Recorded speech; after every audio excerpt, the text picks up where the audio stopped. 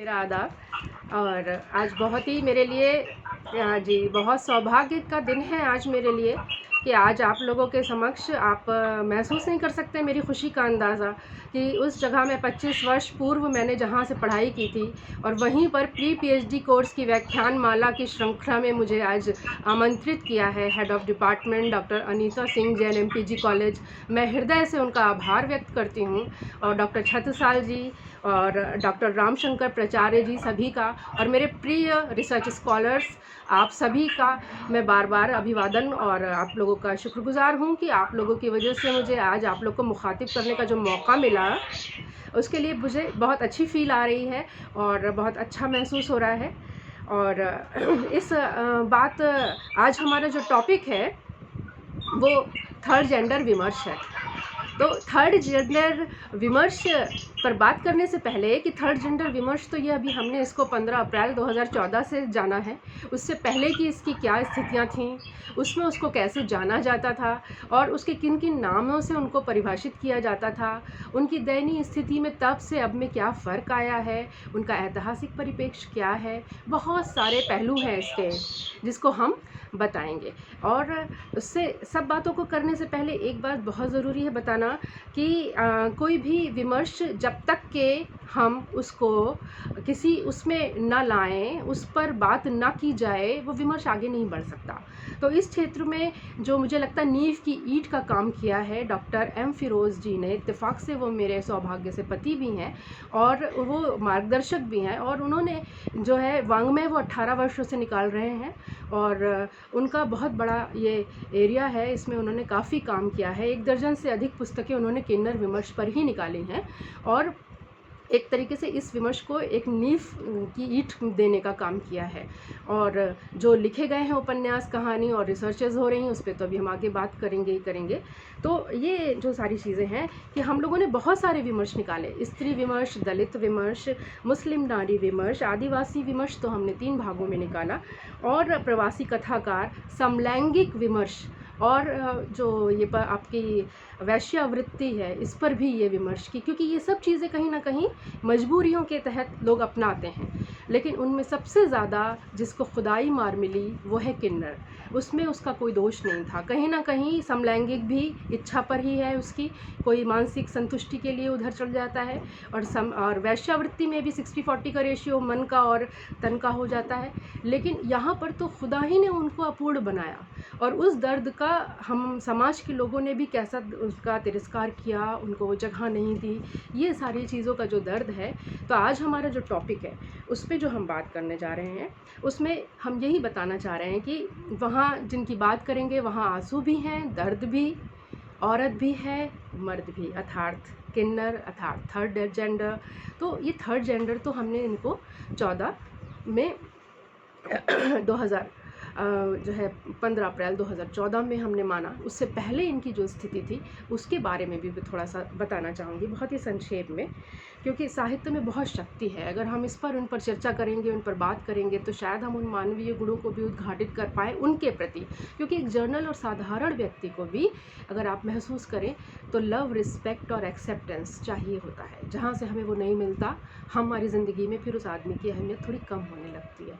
और जहाँ हमने उनको कभी दिया ही नहीं, वो लव, रिस्पेक्ट और एक्सेप्टेंस के लिए तरसते रहे और हम उनको दुत्कारते रहे। उनको हम कभी तो ये भी वक्त था कि अगर किसी किन्नर के पास खड़ा होकर कोई बात कर ले तो भी बहुत बेइज्जती का महसूस करता था इंसान, उनको देख के नज़रें फेर लेना। और वैसे भी किन्नर का जैसे ही नाम आता है तो उसको नाम आते ही जो एक हमारे सामने इमेज आती है वो आती है ताली बजाती हुई, इठलाती हुई, खूब सारे ज़ेवर और गहनों से आरास्ता और खूब सारा मेकअप थुपा हुआ और कुछ अजब अजब से लैंग्वेजेस उनकी जो कि बहुत सभ्य नहीं होती और बधाई मांगने में इसमें उसमें हमने उनके बहुत सारे रूप देखे हैं। लचीली सी चाल, उनका एक अलग कलेवर हमारे सामने है और हम उसे देखते हैं और हमारी नज़र में एक तरीके से वो बस हंसा, वो भड़का, अजीब सा उसका गेस्चर है जिसको हम रिस्पेक्ट तो नहीं देते हैं कम से कम। तो जो ये जो सारी चीज़ें हैं इस पर जब हम बात करते हैं तो आज हम उसमें ये भी है कि जो पैसों के लिए ये सब करते हैं वो। उसके बाद जब उनको वो पैसे वहाँ से नहीं मिलते हैं तो कभी गाली गलौज भी दे देते हैं, क्योंकि उनके पास मांगना ही एकमात्र आधार है। और हमने फ़िल्मों में जब देखा कला और हास्य में, तो हमने महारानी का कैरेक्टर देखा, बहुत ज़बरदस्त, और उससे किसको प्रसिद्धि मिली? सदाशिव अमरापुरकर को मिली, ना कि उन किन्नरों को या उनके दर्द को सराहा जाए या उनके क्षमताओं को देखा जाए। तो कहीं ना कहीं हमने जहाँ भी फ़िल्मों में भी इनको देखा तो उनके दर्द को हमने देखा नहीं है उस तरीके से। तो आज हम एक तरीके से जिस पर बात करने जा रहे हैं, थर्ड जेंडर जो नाम है वो इनको सुप्रीम कोर्ट ने दिया है। इस पर आने से पहले ज़रा हम ये जान लें कि इनको और किन लैंग्वेजेस में भी कुछ कुछ नामों से पुकारा जाता है। और उर्दू और हिंदी में तो हिजरा शब्द इनके लिए प्रयुक्त होता है। अरबी में हिज्र शब्द है और इसे हिजरा, हिजदा, हिजारा, हिजरा, और उर्दू में ख्वाजा सरा। ये भी अभी आगे इस पर डिस्कस करेंगे कि ये मुग़ल काल में प्रयुक्त होता था। और मुग़ल काल में जब मोर्चे पे राजा महाराजा जाया करते थे तो अपनी पत्नियों के लिए कि सेफ्टी के पर्पस से वो किम पुरुषी और किम पुरुष इस तरीके का कॉन्सेप्ट था, उनको रखा करते थे। अंग्रेज़ी में इन्हें यनक और हर्माफ्रोडाइट से जोड़ा जाता है। बंगाली में इन्हें हिजरा और हिजला, तेलुगु में नुपुसुंकुड़ु, कोज्जा अथवा मादा, तमिल में अली, अरावनी, अरुवन्नी, पंजाबी में खुसरा, जनखा, और सिंधी में खदरा, गुजराती में पवैया, और मराठी में छक्का, हिजड़ा, और इनके बहुत सारे 4-5 प्रकार भी हैं। सबसे पहला प्रकार है इनका बुचरा।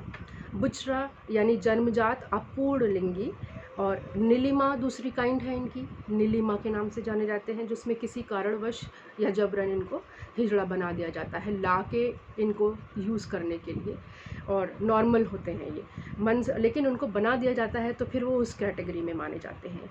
अच्छा, मनसा एक कैटेगरी है इनके यहाँ, और मनसा में जो है तन के आधार पर पुरुष जो है वो होता है, लेकिन मन के आधार पर वो स्त्री होता है। और ये संघर्ष बहुत कहानी और उपन्यासों में आया है कि जब वो मन के आधार पर जो है वो होना चाहता है, और उसको वो उसी को ट्रांसजेंडर भी कहते हैं, तो वो चाहता है, और उसके बाद फिर वो उस श्रेणी में ही देखा जाएगा, हालांकि वो ही थर्ड जेंडर में ही आएगा। और हंसा एक इनकी कैटेगरी है। यौन विकार या नपुंसकता के कारण जो हिजड़ा बनने पर विवश हो जाते हैं वो हंसा कहलाते हैं। अबुआ है लास्ट कैटेगरी, जब लोगों को लगता है कि इसमें फिर भी पैसे मिल जाते हैं, पैसे कमाने का ये अच्छा साधन है, और इसमें लोग डर के भी भय से भी पैसे दे देते हैं, क्योंकि कोई बद्दुआ लेना नहीं चाहता। ये एक बहुत बड़ी है कि जिनकी खुद ज़िंदगी बद्दुआ है, वो बद्दुआ जो है लोगों को नहीं देते, वो दुआ ही देते हैं। तो ऐसे में इनको धन कमाने के लिए इन्होंने जो हिजड़े का भेष बना लेते हैं, और लोग उस तरफ राग़िब हो जाते हैं। सोचिए, नॉर्मल से आदमी पैसे के लिए उधर चला जाता है कि जहाँ पर उसको कोई सम्मान नहीं मिलना। तो अप्रैल में 2014 में माननीय उच्चतम न्यायालय ने जो है थर्ड जेंडर के नाम से इन्हें करा। अच्छा, ये थर्ड जेंडर जो है ये अकेला थर्ड जेंडर नहीं है, इसको LGBTIQ इतने नाम के बाद ये कंप्लीट वो बनता है जो उस पर ऑर्डर्स है उसके लिए कि LGBTIQ और SOGI या SSOGIE, इस तरह के ये नाम है। LGBT से जो तात्पर्य है इसका सबसे पहले हमें फुल फॉर्म ही जानना होगा। इसमें लेस्बियन है जो पहला है L, लेस्बियन में जो दो स्त्रियों का परस्पर आकर्षण है वो लेस्बियन के नाम से जाना जाता है। फिर गे है, दो पुरुषों का आपस में जो आकर्षण है उसे गे कहते हैं। बोथ में दोनों कैटेगरीज के लोगों के साथ आकर्षण हो सकता है। फिर है T यानी कि थर्ड जेंडर या ट्रांसजेंडर। ये देखा जाए जो दर्द और पीड़ा में है वो ये जेंडर है। और हम अगर देखा जाए तो जो धारा 377 है वो इन्हीं के लिए है, और वो फ़ायदा इनको ना मिलके इनके ऊपर वाले जो 2-3 हैं उन्होंने खूब इसकी लड़ाइयाँ लड़ी हैं और खूब उसमें अपनी सफलताएं भी ली हैं। फिर आई है इसमें अगला इंटरसेक्स, इससे पहले इसे हर्मेफ्रोडाइट भी कहते थे, और डिसऑर्डर ऑफ सेक्सुअल डेवलपमेंट भी इसको कहा जाता है। फिर है क्यू से तात्पर्य है क्वेश्चनिंग या क्विट या क्वेरी, कि अपनी लैंगिक पहचान के बारे में उसे ये पता नहीं है कि क्या होनी चाहिए और क्या है। और एक उसी में आपका अगला है SOGI का मतलब सेक्सुअल ओरिएंटेशन और जेंडर आइडेंटिटी। एक और उसी में टर्मिनोलॉजी इस्तेमाल होती है SSOGIE, यानी ये एक परिभाषा है जो ग्लोबल इंटरफेथ नेटवर्क GIN द्वारा हर लिंग और लैंगिक रुझान या भाव रखने वालों के लिए प्रयुक्त होती है। कल डॉक्टर शमीम असिस्टेंट प्रोफेसर है हलीम मुस्लिम PG कॉलेज कानपुर में, जहाँ मेरे पति भी कार्यरत हैं, तो वहाँ पर उनका लाइव लेक्चर चल रहा था। उसमें मैंने जब सुना तो मुझे 2-3 बातें आप लोगों के सामने भी शेयर करने का मन हुआ कि सबसे पहले ये भी इनके बारे में बात करने पहले कि सेक्स और जेंडर का जो फ़र्क है कि सेक्स बायोलॉजिकल है, खुदा ने हमें कैसा बनाया, और जेंडर तो समाज में आते ही कपड़े में लपेट के जब वो देता है तो वो वहाँ से जेंडर की कहानी शुरू हो जाती है। तो वो जो है वो सामाजिक है, यानी कि सामाजिक, सांस्कृतिक और परफॉर्मेटिव, और उसका बायोलॉजिकल से मसला नहीं है उतना, वो खुदाई मार है। अगर किन्नर बनकर आया या उसमें कोई अपूर्णता है तो हमें उसे, जैसे विकलांग बच्चे को हम सराहते हैं, सराखों पे बिठाते हैं, सारी ज़िंदगी उसके लिए पालित पोषित, अपना माँ बाप ही उस बच्चे को तज देते हैं। किन्नर की शक्ल में अगर बच्चा घर में जन्म ले लेता है, ये बहुत बड़ी त्रासदी है। ऐसे में फिर वो कहाँ जाएं और फिर वो किस पर विश्वास करें, क्योंकि उनका तो कोई रिश्ता ही नहीं, कोई उनका अपना ही नहीं। तो ये जो चीज़ें हैं, और कुछ पाठ्यक्रमों में भी जेंडर बायस्ड पाठ्यक्रम भी हमारे यहाँ डेवलप है, जैसे कि बहुत छोटी छोटी सी चीज़ें हैं कि हमने बचपन में अपने पढ़ी हुई थी। ये भी शमीम भाई के लेक्चर से मैंने लिया है। मुझे अच्छी लगी उनकी ये बात कि ये भी एक लाइन है हमारे सोचने का कि अभी तक के जो हमारे कोर्सेज़ हैं उनमें भी बचपन में की कविताएँ हैं कि उठो लाल अब आँखें खोलो, पानी लाई हूँ मुँह धो लो। तो वो जो चीज़ है कि लाल ही आँखें खोलेगा, लाली भी तो आंखें खोल सकती है, अर्थात बेटी भी तो आंखें खोल सकती है ना। तो इस तरह का है। और फिर ये देखो अम्मा दे तुमने देखी गुड़िया, मैं झूले में इसे झुलाती, थपकी देकर इसे सुलाती। तो ये जो लड़की है तो गुड़िया ही करेगी, और बंदूक और गन नहीं चला सकती। हालांकि अब तो मान्यताएं बदल गई हैं, ये तो हम स्त्री पुरुष जेंडर की बात कर रहे हैं, लेकिन सोचिए इस पर भी कहीं ना कहीं चीज़ें जेंडर बायस्ड कोर्स में दिखाई देती हैं कि खूब लड़ी मर्दानी, वो तो झांसी वाली रानी थी। अब मर्दानी लफ्ज़ आना भी इसलिए ज़रूरी था क्योंकि हमारे यहाँ जेंडर में पुरुष को ही ये हक़ है कि वो तहफ़्फ़ुज़ देने का जो काम है स्त्रियों को हो, प्रोटेक्टिव पुरुष है, स्त्री को हमेशा उसके अंडर में ही सुरक्षा प्राप्त होती है। तो ये एक समाज की वो चली आ रही है। उसमें जो थर्ड जेंडर है उसकी असहाय सी कहानी है जिस पर हम बात करने के लिए खड़े हुए हैं, यहाँ आज बात कर रहे हैं। तो और इनका जो जीवन होता है वो भी बहुत ही रहस्यमय होता है। गुरु परंपरा होती है इनके यहाँ, सम्मान, सदाचार, नैतिक मूल्य जो है वो बहुत ही कठोरता से इस्तेमाल किए जाते हैं, और उनमें जो इतने होते हैं कि वो एक एरिया का जो किन्नर है वो दूसरे एरिया में मांगने का काम नहीं करता।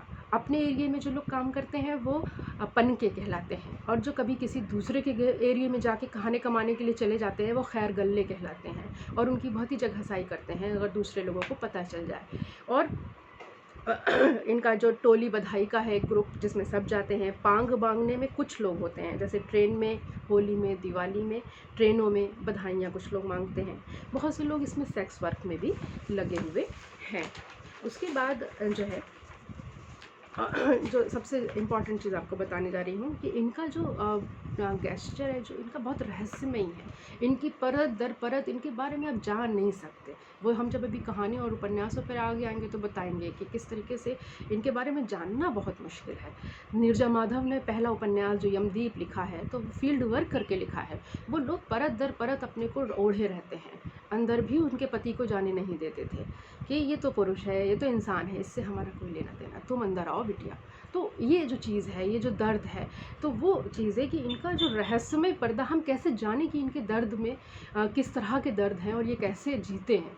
तो जो किन्नरों के लगभग 500 धाम हैं हमारे आज देश में, जहाँ उनके नायक हैं या गुरु हैं। बुचरा और उसकी 3 बहनों के आधार पर ही इनकी जो शाखाएं हैं वो बुचरा, नीलिमा, मनसा और हंसा, जिसके बारे में अभी आपको बताया। लेकिन इनके काम भी अलग अलग बटे हुए हैं। जो बुचरा की शाखा में है वो पैदाइशी हैं, नीलिमा की शाखा में जबरन बनाए हुए, मनसा शाखा में जैसे मन से है, और हंसा में इच्छा से बने लोगों को जगह दी जाती है। और ये लोग जो है मनसा नीलिमा शाखा के किन्नर ढपली बजाने का काम करते हैं। मनसा शाखा के जो किन्नर हैं वो सामान इकट्ठे करते हैं। जब बुचरा किसी को किन्नर बना रहे होते हैं तब हंसा के ज़िम्मे साफ़ सफाई का काम आता है। साथ ही कब्र खोदने और उसमें राख डालने का काम बुचरा शाखा के लोग ही करते हैं। तो शवों पर जो पहली मट्टी डाली जाती है वो बुचरा शाखा के लोग ही डालते हैं। लोग इनके बारे में जानने को इच्छुक रहते हैं। क्योंकि काफ़ी कम लोग जानते हैं कि किन्नर का समाज एक परिवार की तरह रहता है या वहाँ नियम भी होते हैं, लोग नहीं जानते इसके बारे में। तो नायक के नीचे इनका जो मेन है वो घर को चलाने वाला एक मुखिया होता है जिसे नायक कहा जाता है, उसके नीचे गुरु होता है, और फिर गुरु का जो दर्जा है वो माँ बाप से कम नहीं होता, गुरु से ही उसका विवाह होता है, और वो एक पत्नी की तरीके से धर्म निर्वाह नहीं करता, वो दोस्त या भाई या बहन की शक्ल में रहता है। उसकी मृत्यु के बाद जब वो मृत्यु को प्राप्त कर लेता है तो उसके बाद वो विधवा की ज़िंदगी भी जीता है उसी तरह।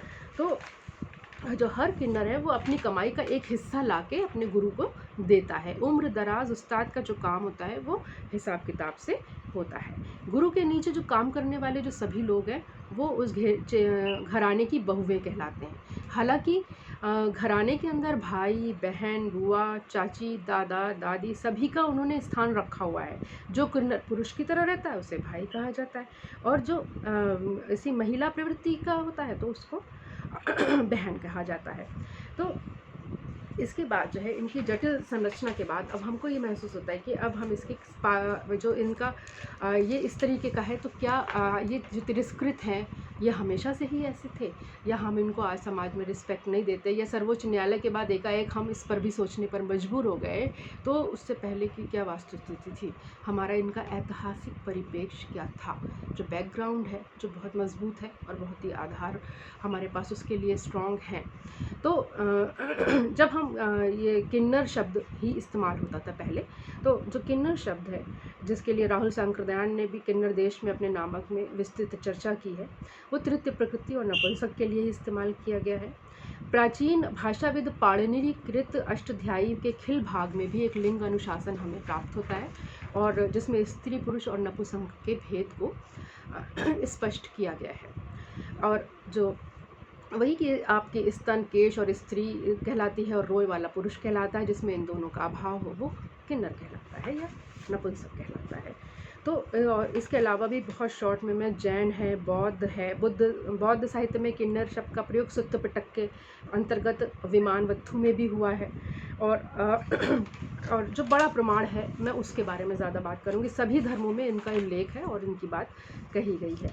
तो जो सबसे बड़ा है वो हमारा है आपका कि अयोध्या कांड में रामायण का जो आपका रामचरितमानस है, रामचरितमानस का जो एक लाइनें हैं वो इनके लिए ही कही गई हैं, और अभी मैं इसके बारे में और भी डिटेल्स आपको बताऊंगी कि इसकी कितनी ज़्यादा अहमियत है। रामचरितमानस में ये छोटे भाइयों के साथ जब सारा का सारा जो है राजा दशरथ के सारे पुत्र और पूरा परिवार सब लोग मनाने के लिए राम को आए, तो राम ने उनसे एक लफ्ज़ कहा कि जथा, उसमें किन्नर भी थे, कि जथा जोग करी विनय प्रणामा, विदा किए सब सानुज रामा, नारी पुरुष लघु मध्य बडेरे, सब सनमानी पनाधि फेरे।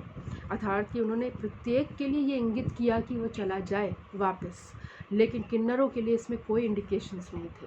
तो किन्नर वहाँ 14 साल तक वेट करते रहे। जब लौटे तो पहली पंक्ति में किन्नर ही खड़े मिले।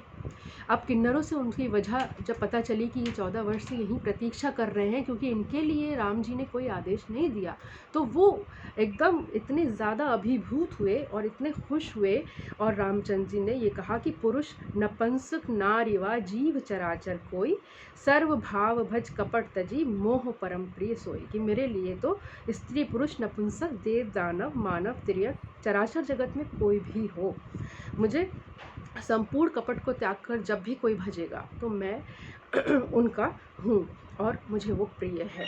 और उन्होंने उनको ये आशीर्वाद दिया कि कलयुग में तुम ऐसे ही नाचते गाते लोगों को खुश करते आशीर्वाद वाचक बनो और गाते रहो और तुम्हारा कल्याण हो, और तुम जिसको आशीर्वाद दोगे उसका अनिष्ट नहीं होगा।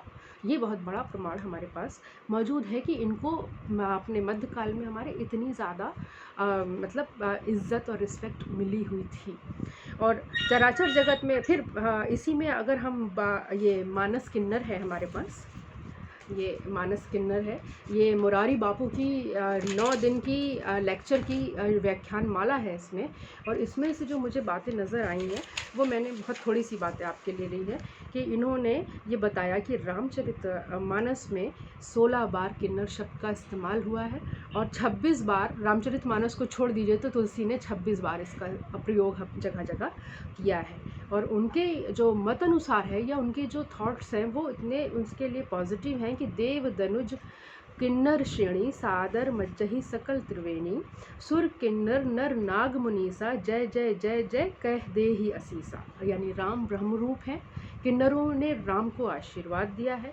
और मुरारू बापू ने जो 9 दिवसीय व्याख्यान माला आयोजित की थी, किन्नर समाज का जो अद्भुत जो ब्रह्म स्वरूप है, जो अर्धनारीश्वर का जो स्वरूप है, वो यहाँ पर उसमें उन्होंने सारे किन्नरों को भी बुलाया और बहुत बड़े बड़े मंत्री और वो सारे लोग भी आए और पुराने संदर्भ ग्रहण करते हुए उन्होंने गोस्वामी तुलसीदास जी की इसमें किन्नरों की जो महिमा है उसको व्याख्यायित किया। और गोस्वामी जी कहते हैं कि कैलाश में कौन रहेगा, तो बालकांड में 105 में ये लिखा हुआ है कि सिद्ध तपोधन जोगी जन सुर किन्नर मुनिवृंद, यानी किन्नर समाज देवताओं का ही एक भाग है जिनको अंग्रेजी के लोग सेमी गॉड भी कहते हैं। लंका कांड में भी लागे किन्नर गुन गुन गावन, यानी कि किन्नर गायक है, राम के आशीर्वाद दे सके वो ऐसे गायक हैं। और बालकांड में सुर किन्नर मुनिवृंद जय जय जय राम, ये उन्होंने बार बार इसका जिक्र किया है कि कुंभ के स्नान का अधिकार भी आपको मानस में मिला है। तो आज हमें फिर इतनी इनके लिए अपेक्षा अपने लिए अपने दिल में रखते हैं, ये सही नहीं है। जबकि मंगल प्रसंगों में हम हमेशा इनके आने की कामना पे खुश होते हैं और इनको हम खुश होके भेजते हैं, क्योंकि हमें डर है कालिदास के इनके हमें अपशगुनों से डर है कि कहीं ये हमारे लिए कुछ अपशगुन ना बोल दे। कालिदास ने मेघदूत में भी किन्नरों का वर्णन किया है कि उनके गाने से महादेव भी प्रसन्न होते हैं और महादेव द्वारा वरदान प्राप्त ये समाज है। एक अन्य उदाहरण भी है बालकांड में, देव दनुज नर नाग खाग खग प्रेत पितर गंधर बंदौ किन्नर रजनीचर कृपा करहूँ अब सर्व। और रामचरितमानस में ये जो बंदौ किन्नर कहकर तुलसीदास प्रारंभ में ही किन्नर की वंदना करते नजर आ रहे हैं। 500 वर्ष पूर्व उपर्युक्त 10 की जब वंदना की जा रही है तब किन्नरों की वंदना भी हो रही है। तो ये रामचरितमानस की रचना करने जा रहे हैं और वो मुझ पर कृपा करें, ऐसा करके उनकी वंदना उन्होंने की है। दनुज से तात्पर्य राक्षस से है, नर यानी मनुष्य, नाग भी देवता की श्रेणी में आते हैं, खग अर्थात आकाश में जो पक्षी हैं, प्रेत भूत पिशाच है जिसे हमने कभी देखा नहीं है, पितृ पूर्वज गंधर्व जो किसी शुभ विधा का दान देते हैं, और किन्नर को प्रणाम करके उन्होंने उन्हें आशीर्वाद वाचक माना है। अध्यात्म रामायण में भी सुंदर कांड, अरण्य कांड, युद्ध कांड और प्रत्येक घटना में किन्नरों ने गान किया है। वे किम नर हैं अर्थात कि वे कुछ विशेष हैं। 16 बार तुलसीदास जी ने किन्नर शब्द का पवित्र उच्चारण करके किन्नर समाज का एक तरीके से 16 श्रृंगार ही किया है। कुछ लोग जानना चाहते हैं कि किन्नर कौन है, तो किन्नरा नर विग्रह अश्वमुखा देव योनिया, अर्थात किन्नर एक देव उपदेव जाति है जिसका मूल स्थान कैलाश है। किन्नर समाज को मंगलमुखी भी कहा जाता है। अगर आप किन्नर से पूछना चाहेंगे कि आपके इतने सारे नाम हैं, हिजला तो उन्हें हमेशा से गाली लगा और वो किसी को भी सुनना अच्छा नहीं लगता है, लेकिन उनको अपने लिए सिर्फ मंगलामुखी नाम ही पसंद आता है। जब भी उनके इंटरव्यूज़ लिए जाते हैं कुछ है तो वो ये बोलते हैं कि हम किसी का मंगल कर सकते हैं दुआओं से, तो हमारा नाम मंगलामुखी होना चाहिए। उन्हें थर्ड जेंडर भी बहुत ज़्यादा वो नहीं है, लेकिन उसके साथ सुविधाएँ भी जुड़ी हैं तो वो थर्ड जेंडर एक्सेप्ट कर रहे हैं और उसमें भी 3-4 कैटेगरीज़ को वो मानते हैं कि हमारे लिए तो खुदा ने हमें मुश्किल में डाला, बाकी जो चीज़ें हैं वो भी इसमें जोड़ ली गई हैं, तो उनके हकूक़ उनको मिल नहीं रहा। ये अभी हमारे सेकंड लेक्चर का विषय होगा कि यथार्थ क्या है। तो किन्नर का जो अर्थ है वो नर नारायण भी है, एक मनुष्योत्तर जाति है। मानस में इसका भी प्रमाण हमें मिलता है कि तुम 3 देव मह को नर नारायण की तुम दो। फिर इसके बाद हम महाभारत की बात करते हैं, जो जिक्र हम करने जा रहे हैं। अब हमारा ये रामचरितमानस में कितनी जगहों पे महिमा मंडित है किन्नर, उनका कितना अच्छा और सभ्य एक इतिहास रहा है। और उसके बाद जो है महाभारत में किन्नर के रूप में जो शिखंडी तथा वृहन्नला का जो उल्लेख है, अर्जुन ने शिखंडी को ढाल बनाकर भीष्म पितामह का वध करने की जो सफलता पाई थी उससे हम सभी वाकिफ़ हैं। शिखंडी को सामने देखकर भीष्म पितामह ने कहा कि वे एक नपुंसक से युद्ध नहीं करेंगे और उन्होंने अपने शस्त्र नीचे डाल दिए थे। इसकी कहानी को बहुत ज़्यादा देर बताने की ज़रूरत नहीं है कि वो एक कन्या के रूप में हुआ था शिखंडी, और उसका पालन पोषण पुत्र की भांति किया गया था।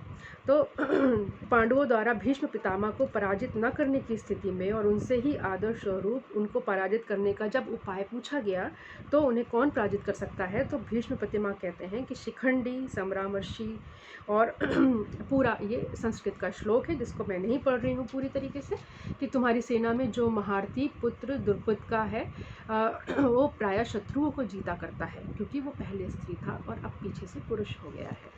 तो ये जो है एक और प्रसंग इसी से जुड़ा हुआ है। अर्जुन और अलूपी का जो पुत्र है अरावन, वो भी एक किन्नर था, इसीलिए किन्नरों को कुछ स्थानों पर अभी मैंने बताया अरावनी, अल्लू और इस तरह से कहा जाता है। अरावनी अर्थात अरावन के वंश से अरावन के अनुयायी, इस तरह की बात है। महाभारत की मूल कथा के अनुसार जो कुरुक्षेत्र में युद्ध के दौरान पांडवों की अपनी विजय सुनिश्चित करने हेतु जो माँ काली के चरणों में एक राजकुमार की नरबलि देनी पड़ती थी, नरबलि के लिए अरावन खुद को प्रस्तुत करता है। बलिदान से पूर्व अरावन ने श्री कृष्ण से वरदान में एक सुंदर कन्या से विवाह करने की इच्छा जाहिर की, किंतु कोई भी कन्या एक दिन के लिए सुहागिन कैसे बन सकती है, इसीलिए मोहिनी का रूप धरकर श्री कृष्ण अरावन से विवाह करते हैं। किन्नर जो स्त्री रूप में पुरुष माने जाते हैं, इसी कारणवश तमिलनाडु के आज भी ये है कि तमिलनाडु के प्रसिद्ध कुवागम मेले में अरावन से एक रात की शादी का स्वांग रचाया जाता है। पूरे कुवागम में 17 दिनों का एक उत्सव होता है और देश से कोने कोने से वहाँ पर हमारे ये किन्नर और थर्ड जेंडर्स पहुँचते हैं और पूरा वैसे ही मातम मनाया जाता है, उसका विलाप करते हैं सारे के सारे लोग रो के। तो ये एक जो है 1 वर्ष के लिए वृहन्नला किन्नर के रूप में रहे। महाभारत की अद्भुत कथा है कि स्वर्ग में गए अर्जुन इंद्र के बेटे हैं, 1 साल स्वर्ग में नृत्य और संगीत सीखने के लिए गए। उर्वशी आई नृत्य की और उस पर मुग्ध हुई। अर्जुन ने भी उसे अपनी माँ के रूप में देखा, लेकिन वो उर्वशी को बुरा लगा और उसने उसे शाप दे दिया कि तू और ये हुआ कि ये तो तुझे फल कर रहेगा। पिता ने कहा अब इस समय को तो तुझे अज्ञातवास में काटना पड़ेगा और तुम इस समय को अपने लिए आशीर्वाद वाचक बना लो। और वृहन्नला बना अर्जुन, नर्तकी बना है, उत्तरा को नृत्य सिखा रहा है। कालांतर में वो अभिमन्यु की पत्नी भी बनती है।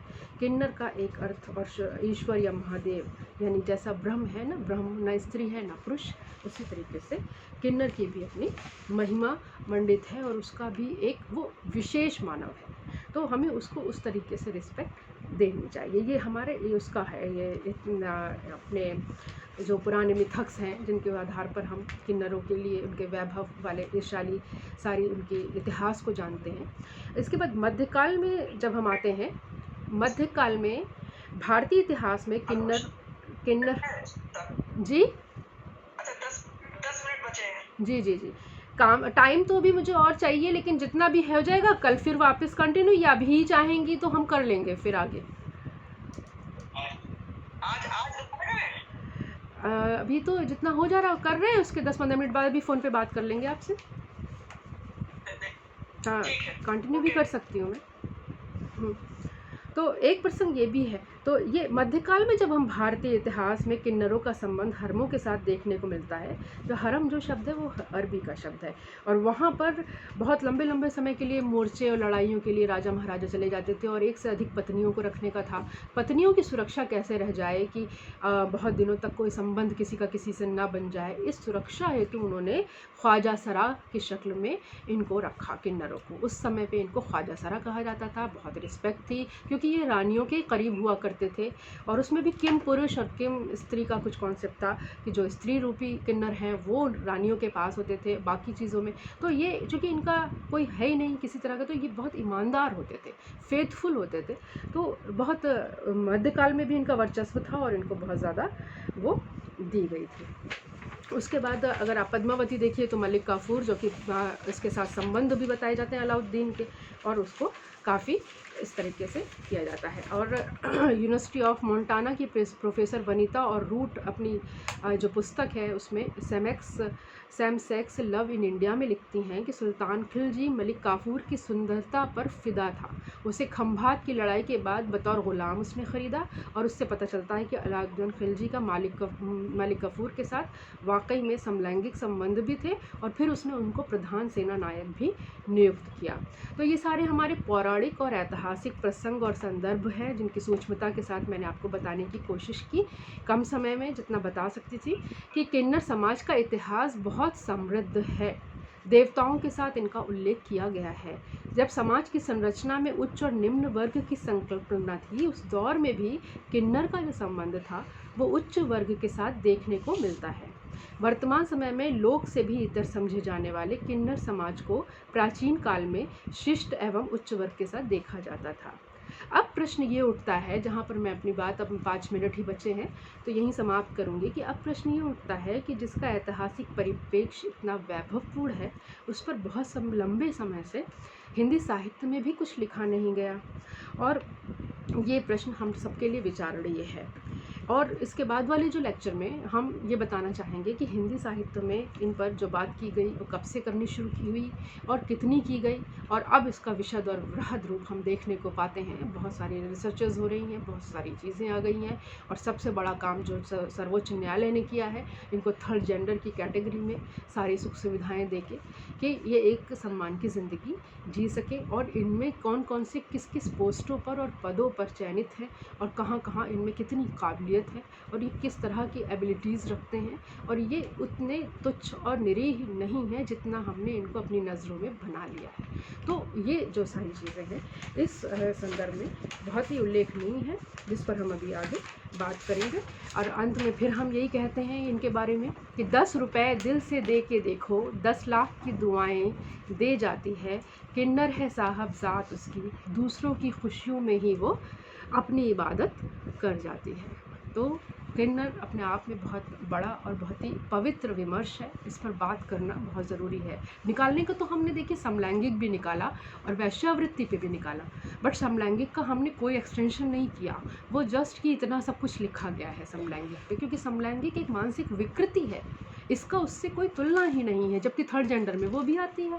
तो कहीं ना कहीं चीज़ें जो है हमें समझने की ज़रूरत है कि किस तरह से हमारे लिए ये जो थर्ड जेंडर पर बात करना या थर्ड जेंडर पर कुछ करना, या उनके लिए किसी भी तरीके से अगर हम अपने अंदर, हमें करना क्या है, उनके लिए दया, करुणा, प्रेम और मानवीय गुण अपने अंदर लाने हैं। उनको हम एकदम निष्कासित समाज से नहीं कर सकते, समाज का वो हिस्सा है, और जैसे विकलांग बच्चे की परवरिश की जाती है उसी तरीके से हमें उनके बारे में भी सोचना चाहिए। तो अब मैं समझती हूँ कि अब हम समाप्त कर रहे हैं अपना, लास्ट के फ्यू वर्ड्स हैं, 5 मिनट हम देते हैं। अगर आप लोगों को कोई सवाल हो तो आप पूछ सकते हैं, जवाब अगर इसमें नहीं दे पाऊँगी तो अगले सेशन में दे दूँगी। स्टूडेंट्स, मैं आपसे कह रही हूँ, अगर आप लोग के कोई सवाल हो, अगर ऐसा महसूस होता हो कि ये भी हम जानना चाहते थे और ये, तो हम वो बता दीजिए। ये